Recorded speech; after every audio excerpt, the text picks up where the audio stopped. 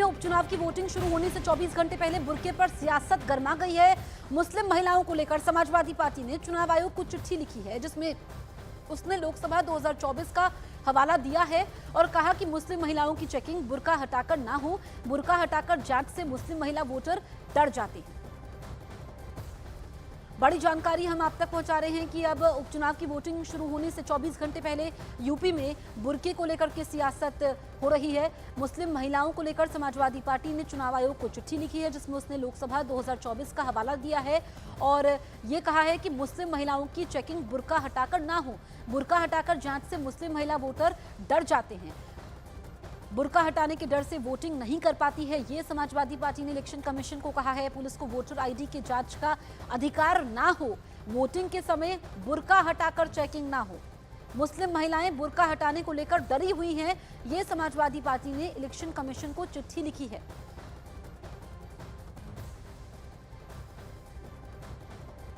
Samajwadi party की चिट्ठी पर यूपी की सियासत गर्मा गई है। बीजेपी ने समाजवादी पार्टी पर हमला बोलते हुए कहा कि ये हार के डर से समाजवादी पार्टी ऐसी बातें कर रही है।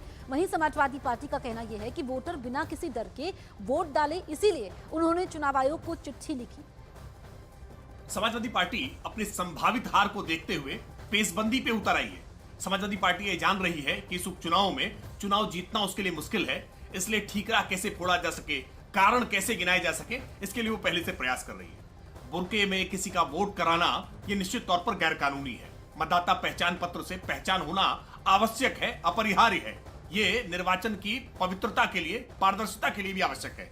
लेकिन समाजवादी पार्टी जानबूझ करके पोलिंग पार्टीज पर कैसे दबाव बनाया जा सके, कैसे निर्वाचन से जुड़े हुए कर्मियों पर एक अनावश्यक दबाव बनाया जा सके, उसके लिए डिमांड कर रही है। जो भी निर्वाचक नियमावली है उसका अनुपालन होना चाहिए और हर मतदाता की पहचान सुनिश्चित करके ही उसका वोट पड़ना चाहिए।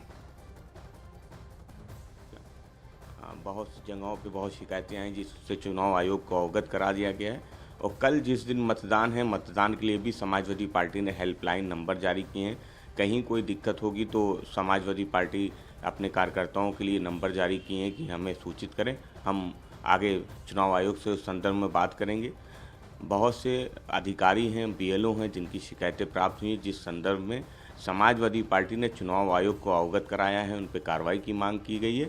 निष्पक्ष चुनाव हो, बिना डराए धमकाए चुनाव हो, मतदाताओं को घर से निकलने दिया जाए, मतदाताओं में भय न हो।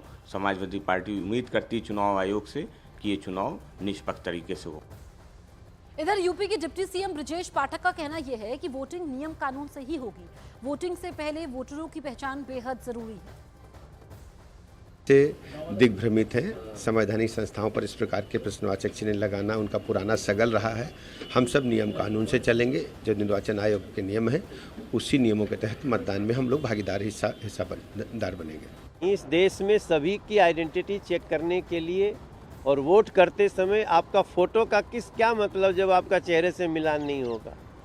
इस तरह की जो हमारी महिला मुस्लिम बहनों को जो पर्दा प्रथा में डालना चाहते हैं वो समाज के दुश्मन हैं, उनके ऊपर कार्रवाई होनी। बुर्के में वोट डालने को लेकर विवाद बढ़ा तो केंद्रीय मंत्री गिरिराज सिंह सामने आए। उन्होंने बीजेपी के पोलिंग एजेंट से कहा कि बुर्के में कोई पहचान छिपाने की कोशिश करे तो उसका डटकर मुकाबला किया जाए। मैं इलेक्शन में जुड़े हुए सारे अधिकारियों से कहूंगा, झारखंड हो या महाराष्ट्र हो, और एनडीए के कार्यकर्ताओं से कहूंगा जो पोलिंग एजेंट होते हैं,